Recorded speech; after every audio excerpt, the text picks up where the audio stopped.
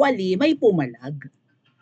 Hindi lang sa kamkaman na itong malala, na trilyones ang balak kamkamin ngayong taon. Meron ng kamkaman na nangyayari. At eto nga po, binuking din naman ni Atty. Glenchong. Umaarangkada na ang Cha-Cha train. Dito, ito yung pala yung charter change. Cha-Cha train nga, di ba? Kasi gustong palitan ang kaninong pinangalanan ni Atty. Glenchong si Senadora Amy ang nagbulgar, 20 million offered per district for House Cha-Cha. Ang sabi po, kung babaguhin ang konstitusyon, parang maiitsapwera ang Senado. Parang, di ba ilan ang ating kongresista sa lower house? Sila ay nasa 315. Ang Senado, 24 lang, di ba? 24 lang ang senador. So, kung joint voting po yata, ang mangyayari ay, kasi mas marami ang nasa lower house, kahit marami ang hindi pumabor sa Cha-Cha na senador, 24 lang sila. Ang mga kongresista na sambang-samba ngayon kay Donald Duck, na pinapabayaan lang na Hello Kitty ang paghahari-harian ni Donald Duck, ang dami nila. Boboto sila, matatalo ang boto ng mga senador, right? So matutuloy ang Cha-Cha. Ngayon, ang gusto nilang gamitin, People's Initiative. Yun nga yung kumakalat na balita na namumudmud ng 100. May video niyan mga ate at kuya actually. Na bini-brainwash talaga ang mga kababayan natin. I-play ko na lang yan sa mga susunod na vlog. Baka kulang oras natin. 20 million offered per district. So, ibig sabihin, ang kongresista na namumuno sa isang distrito, bibigyan siya ng 20 million, ipamimigay sa kanyang mga constituents, sa mga botante, sa kanyang nasasakupan. Sa probinsya namin, may 3 distrito, divided into 3, maybe 5 districts. Ang probinsya namin may 3 districts. So, 3 ang kongresista namin, I think. Okay? So, ilang bayan ang sakop ng isang distrito na namin? Parang 3 or 4. Pagpalagay na natin 4 na bayan sa isang distrito. So, 20 million. Ano sila? Magkano? Tig 5 million?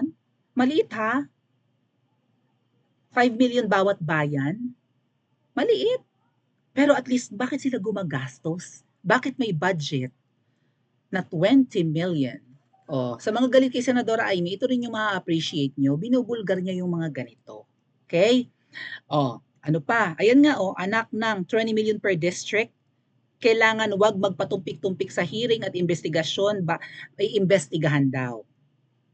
Ayan na, booking na mga ate at kuya. 20 million sa isang bayan. So, ang budget sa Davao City, 20 million lang. Isang syudad lang ang Davao City. No? At least the Davao City muna. So, 5 million daw sa DSWD, IACS, 10 million sa DOH, MAIP, 5 million sa TUPAD or cash from work. Ito yung mga yung mga natanggal sa trabaho, so babudgetan ng 5M tsaka DOLE. And a timeline predetermined. The question is, who is behind this People's Initiative? People's Initiative, ito nga po, may document na shinare si Malutikia, pero hindi tao ang nag-i-initiate, politiko. At ang politiko binigyan ng 20 million. So pumalag ang mga taga Davao. Ayan, kalat sa Davao. You know what, itong picture na to na nasa taas, may siya parang may matinding symbolism. Kinuna ng picture yung tarpaulin na pinaimprenta ng mga taga Davao at pinaskililan, laki Davaoenos are not for sale. So tigil-tigilan nyo yan, inaakusahan kasi po ni Kong Pulong si Migs Tograles ng PBA, yung babaeng napahiya kay Karen. Na-topic natin ito nung mga nakaraan, di ba? Na siyang utak ng bilihan ng pirma. 100 hanggang 10,000 ang bilihan. So siguro 100 sa mga paslupa para pirma lang, may 100 pesos kan. Ginagawa nilang cheap ang mga Pilipino. Kahit ka 10K ibayad sa inyo, pumirma ka doon, hindi pa yun sapat sa makakamkam. Putal lang yun ang makakamkam pag napalitan ang konstitusyon natin. Ang saligang batas natin na bulok, yun nga po bulok yung konstitusyon at kapag palitan, mapapalabas nila na maganda ang kanilang gagawin. Pero syempre, may mga iba silang balak. Hindi tayo magtitiwala sa magpapalit ng konstitusyon sa mga nakaupo ngayon na puro dilawan. na alam naman natin na nagtatago sa ibang kulay and mga Magna Carta, 'di ba? Alam niyo na 'yon. Yung picture na 'to kung titingnan niyo, dumaan ng isang motor, sakay malamang ng mag-asawa, and yung angkas may hawak-hawak na saklay. So, reflection ng mahirap na buhay ng mga Pilipino na dahil mahirap tayo, kapit sa patalim. Malaking bagay na sa atin ang 100, lalo na ang 10,000. Sa pirma na hindi uubos ng 5 segundo, tapos na may pera ka na. Madali kang malilinlang, 'di ba? Tingnan nyo, yung dumaan lang na nakamotor, kasi mukhang busy streets ito no, sa Davao. Kinukunan nga yung malaking tarp na piniimprenta, I think ni na Kong Pulong yan. Yeah, I think so, ni na Congressman Pulong Duterte. Or maybe Davaoenyo ang nag-initiate niyan. Oh, kung hindi mahirap ang mga Pilipino diyan sa picture pa lang na maraming pictures po, maraming dumadaan may Beetle pa na mukhang luma, nakaparking lang doon.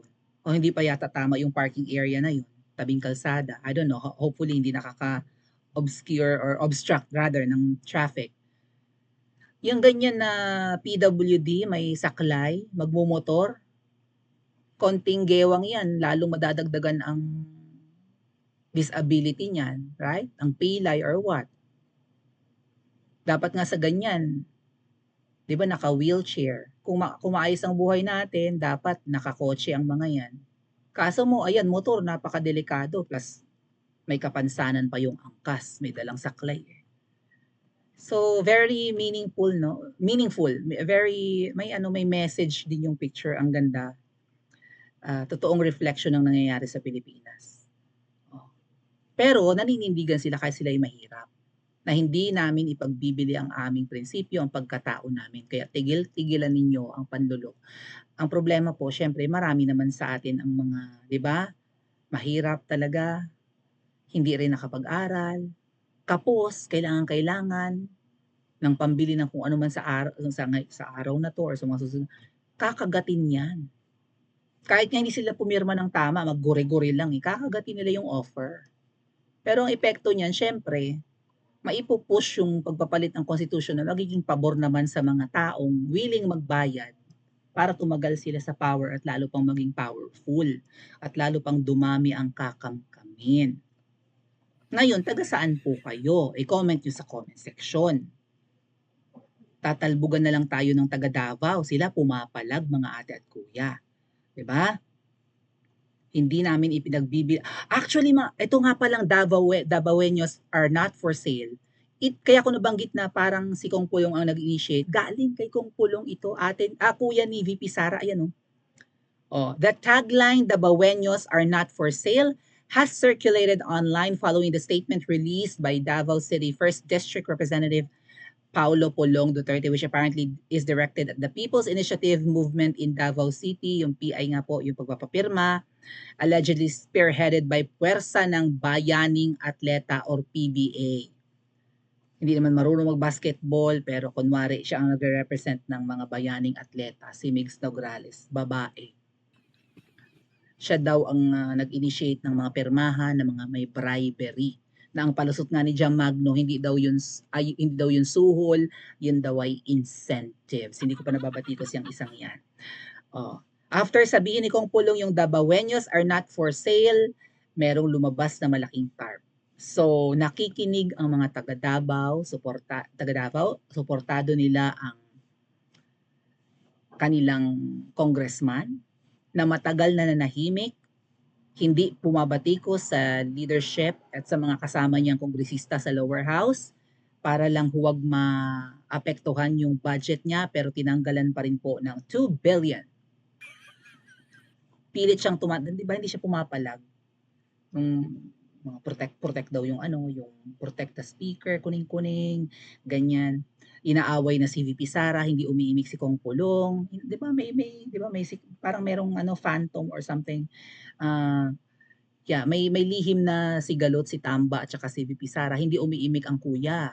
Kasi iniingatan nga niya na madama yung kanyang nasasakupan pagka bigayan na ng budget. Sabi nga pala ni Salpanelo or ni dating Secretary Salpanelo, hindi dapat daw ang speaker ang nagde-decide at nagbibigay ng budget kasi nga nagpa-power trip. Dapat nga daw inaalis sa kanya yung power na yan.